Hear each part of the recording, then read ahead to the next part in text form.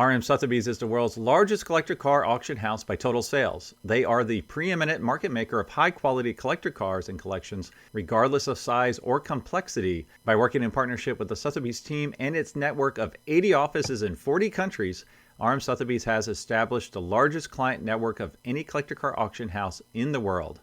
Join the RM Sotheby's family by connecting with one of their car specialists at rmsotheby's.com or contact me directly at GStanley at rmsotheby's.com. LLC TLC is here to save you money on all of your vehicle purchases.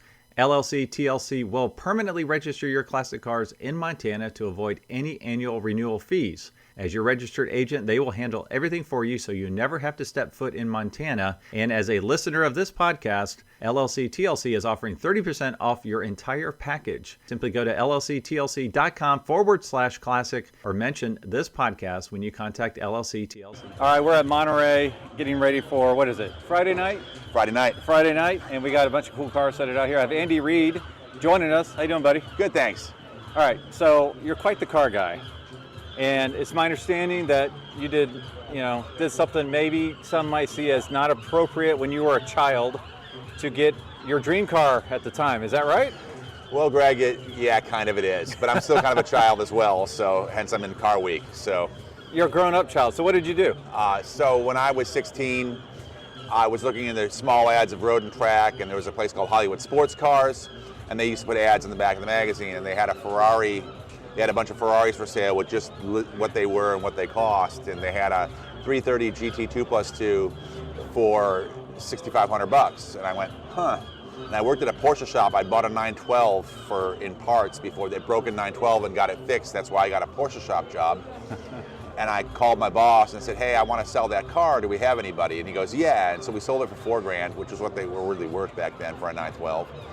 And I was short money. I go, I want to buy, what are you going to do? I said, I want to go buy this Ferrari. And he went, okay, because he was a terrible enabler. I still know, he's still a great friend, terrible enabler. Part of my wedding Your party. Best friends are terrible enablers. Yeah. That's probably why they're your best friend. He was my boss when I was in high school working at a Porsche shop, so he's totally irresponsible adult, which I'm very grateful for. And so he goes, I don't know, you see if you can find the money. And so my college fund, my dad, I'm Robert Andrew Reid, my dad's Robert Andrew Reid, and I went down to the bank and I had the difference that I needed to buy this car in my college fund. So I signed both of our names and went to the bank and got cash, and my boss, Chuck Croto, and I drove from Tucson to LA and bought the car, and with my $2,500 of my college money and $4,000 of my Porsche money and the $2,500, all Sure. my college money, and drove it back to Tucson.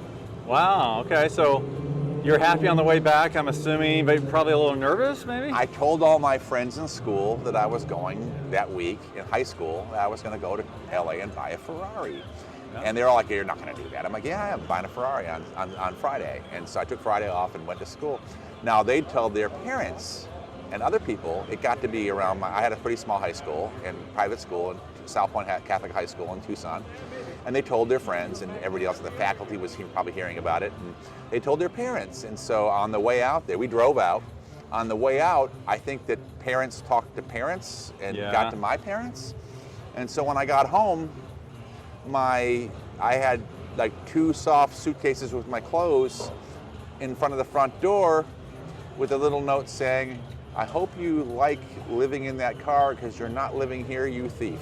Oh, wow. And so thank God it was a 2+2 and a 330 GT 2+2, Series 1 in Monterey, which is brown. Not the sexiest color, still hate the color, but with black leather and with no AC in Tucson. Yeah. I thought I would get girls with this car. No. But I had a Ferrari in high school. Yeah? And it led to kind of everything else. So how long did you have the Ferrari, and what was the reason for getting rid of it? Well, I kept the car, and I called people, Patrick Otis, I love you, because when I was a kid in high school and needed a water pump, you'd send me a used one that worked, and you would answer my dumb questions on the phone, because there was no Ferrari mechanic in Tucson. And I could struggle through many things that broke. And I actually, in college, I had it for about a year and a half, and I had a Vespa as well because the Vespa was like $300 and the Ferrari didn't run a lot. And so my boss called me, Chuck. I went over to his shop and he said, hey, 88. He said, we should, you sell that Ferrari, we should sell that car. I was actually keeping it at his place. He goes, here's what we're gonna do, we're gonna paint it red, we're gonna sell it. And so we sold it at the top of the market right after Enzo died, about 6 months, 8 months later, and paid for school, paid my parents back, paid for an Alpha, paid for my housing, and went very well. So at what point did you mend fences with your parents? I had friends over, my parents passed away a few years ago, but about 2018, I had some friends, car friends over staying, we got a big house, and so they were staying at our house for Lime Rock, and they said, my friend Nick Smith, tell us about the Ferrari story, is that really true? And all my dad would say is, goddamn thief. So even though the money was paid back with interest effectively, it was never a subject. Nick was like, I want to know more, and he just wouldn't say anything. Oh wow! So it was a sore spot for decades. Forever. Yeah. Okay. Well, that's a great story. I can't say I have one like that, but anyways, I appreciate you being here. And I'd love to know, we talked about some of these cars that are coming up for auction tonight, just your thoughts on a few. I mean, we'll walk and talk, and you kind of tell me what you like. Absolutely. Well, this is really cool. This is a 52 300 Mercedes 300 Cabriolet Adenauer. And these cars were a very special car when they were new, very, very specific client base, very high end. Basically, the mechanicals are 300 SL stuff underneath here for the most part. The engine, basically, not injected things, but still, really great running gear, a proper, fast, four-door open touring car. And we were crawling over this one, and this is one of the nicest ones I've ever seen. I mean, every bit of this restoration is like top notch. Right. I like it. It's a really neat car. It's one of those funny cars that falls in between, though. It's kind of a tweener in that it's a great car to drive, to take to a local, regional concours, but as a national level, there's really not a class for these. And so, And so as a result, you're kind of stuck with just enjoying the car. It's a car you buy to love and enjoy. You take it on a vintage tour, it's fantastic. You're going to be comfortable. You're going to pass on all the Italian things that are broken on the side of the road and wave as you go by in your convertible Mercedes. And it's got a great top and great windows. And so when it rains on the tour, any tour, let's say the Colorado Grand or the California Mille, when it rains, you can put your top up and roll up the windows and still be comfortable, as opposed to the guy who's in a 550 Spider or something and thinks that's a great idea in the rain. So, yeah, and this is for audio only listeners. This is kind of a medium green, beautiful green with almost like a seafoam interior. Just a beautiful color combo. Oh, look at this. Yeah, it's lovely. I mean, and it's just a really nicely done, fresh restoration. This is really, really, really good stuff. And this is an example when you want to buy the best one you can, because restoration receipts for this car are over $400,000. Yeah, and the cost of the car, I think the high estimate is $3 million. So for less than the cost to restore a car to this level, you get the car. You basically buy the car and the restoration's for free. Right. So. Right. All right. Well, what's next? Okay.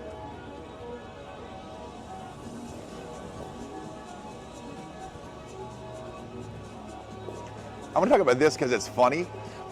Back in the olden days, you'd see cars like TR6, a lot of TR, back in the early 2000s when I first started going to RM in Monterey, my first year was 2002, you would see these in the parking lot. You'd see the inside cars were really beautiful and wonderful and things like that, Adenauer or better.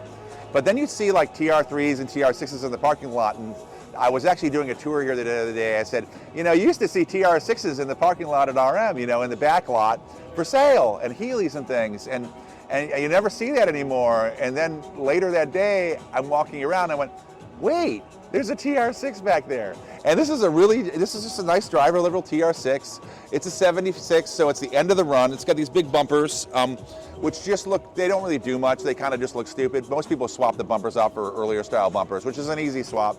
But these are a really good way to enjoy a true inline 6-cylinder British sports car. it doesn't get cheaper than this as far in the 6-cylinder inline six roadsters in the British world. I mean, the next level up kind of is an E-Type. So it's a lot of car for the money. Yeah, and this is an unrestored example Yeah. reportedly, very low mileage. Yep. You really don't see that on No, you don't, because they've all TR6s. been restored. Most of them have been restored quite poorly. To find one that hasn't been messed with, it's pretty neat. I mean, Yeah. this is a really nice smelling, nice feeling car. Looks like it's got 20-some thousand miles original on it, and I believe it because the paint is this is old style paint. Yeah. It's not a 2-stage paint; it's a single stage. Right. So All right. What's next? let's go over here. And thanks for joining us. Now this is incredible.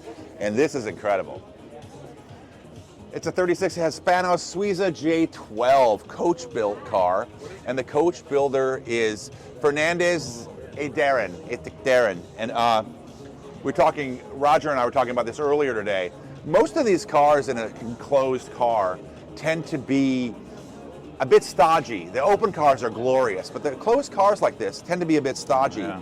This is a phenomenal looking line. The rear line of this car flows in a way that's unlike any other closed top 4-door Hispano I've ever seen. Here's the other thing. This is a 20-year-old restoration.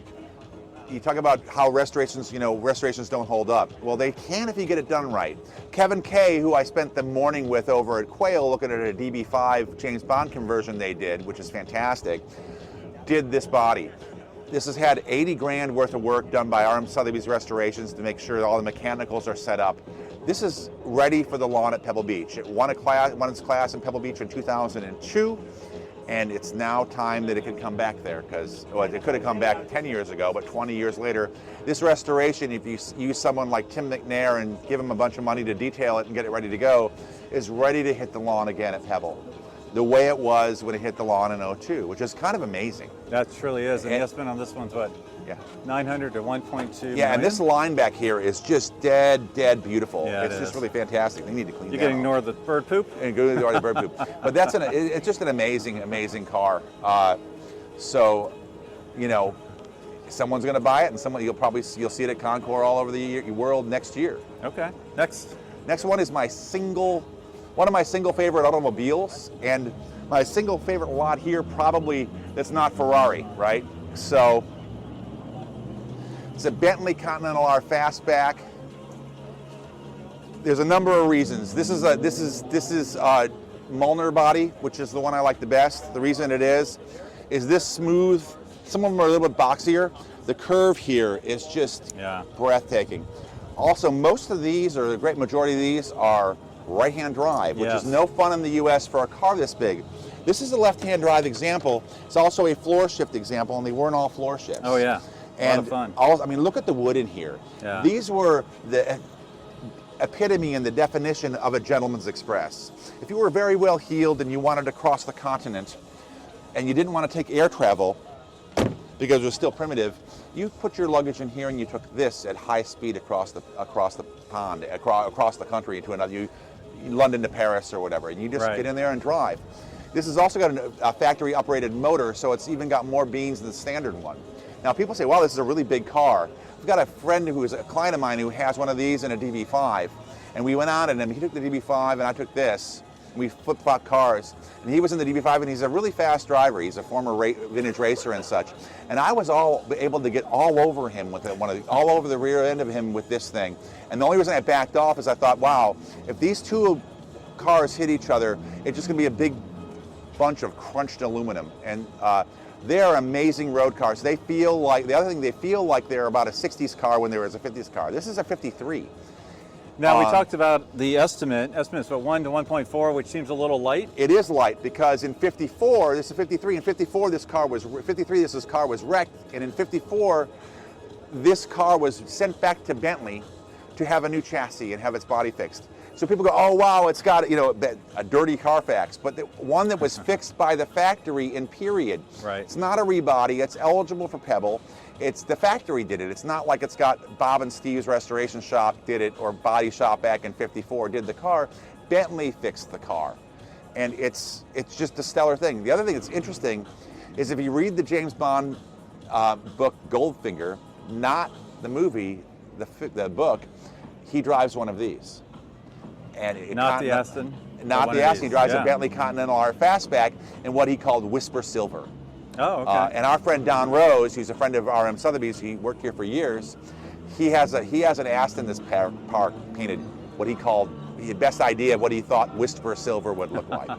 So, was there a real Whisper Silver offered? No, it was just a made-up thing by Ian imagination. Yeah, right? So he used his imagination based on what the writing was and created this color.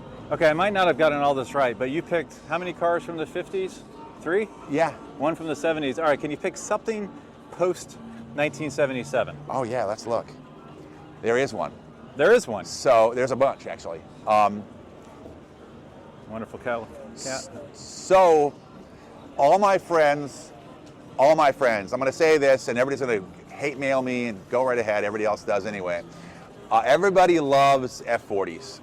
Oh, F40, F40, F40, F40. F40 is the coolest thing ever. The best Ferrari, the last great Ferrari is an F40. F50s, whatever. I've driven an F40. I've driven a bunch of F40s. I've driven a couple of F50s. I took one to Indianapolis for the Formula One race in 06. We drove out, 05 or 06, we drove out there in it. A friend of mine, we swapped cars and I took his, he took mine. And he had an F50 and I had an old car. And these cars are amazing. Yeah. Where the F40 was basically a GT car built as a homologation special for racing, the F50 was something altogether different. This was a car developed with the Formula One team and Michael Schumacher to be the ultimate supercar Ferrari. The one issue they have is that the roof that it comes with is not really a roof, so you got no roof. So that's a downside. But as a driver's car, I think these are absolutely phenomenal things. And there's all kinds of Formula One tech in these things. I mean, look at the carbon here. Yeah. These are amazing, amazing cars. Notice the gated shifter, which is really nice. Find one of those in an Enzo and I'll give you all the money I have in the bank, because there's no such a thing. Now, what is it, 349 of these? Because they thought they could only make one less than demand? Yes, which is a fraction, which is a quarter of as many, effectively almost a quarter of the F40s that were built. Yeah. And, you know, also, it's a comfortable car for a tall guy. I can get in this car, not a problem. It's easy. But they're also remarkably fast and make great sounds. And it also, beyond that, compared to an F40, it's just a more comfortable place to live. And it's just a more comfortable place to drive, as long as it's not, if it's sunny like this, you're going to bake your brains out. Right. But everything, it's just a bit more modern, a bit more developed. An F40 is a crude thing on purpose. This is quite a bit more sophisticated. Yeah, and they've aged tremendously well. Indeed. I did not care for these when they first came out, but now I really do like them. I was the guy that loved these from the get-go. It's funny. And I've got probably 1,100 miles behind the wheels of these things. And the Indy trip and back there and back and a couple others. And I really like them. It's really, really, really cool. And I love the Schumacher connection. A huge Schumacher fan. I got to meet him a number of times and spend some time with him at Quail many years ago. And so it ties into all this stuff I really groove with. To me, of all the special Ferraris, it's kind of the last one of that classic era I care about. Now, the new Daytona is amazing, but this is something altogether different. Well, and it's really nice. You know, you can actually see right through to the engine through the screen back here. Yeah, and through the engine under glass up here, which is really, really cool stuff. Yeah, it is. Very, and they sound glorious. So yeah, I'm a big fan of this. He's a nice car. So you can't carry anything in it. So you don't want a passenger. You throw your crap in the passenger well. Sure. Because if you're going somewhere, you don't have any space for anything. But that's not what these are for. Right. Yeah. But yeah, huge fan of these. I think what's the estimate on this one? Because I think they still have a way to go. They're up there. Should be over 4.5 to 5, which is higher than F40s finally. Yeah. A little bit. And I think with the low production, they should be higher than that. I think in 10 years, they're probably 10. Right. Well, they're so rare. Yes. That's the biggest thing. I'd want one with miles on it, because everybody loves low miles until you have to own a car that has no miles on it and rectify and fix everything. Yeah. Cars don't like sitting. Well, Andy, I appreciate you walking around some of your favorite cars here. Thanks for asking. Yeah. Thanks for being on the Classic Car Podcast. Yeah, have a great day.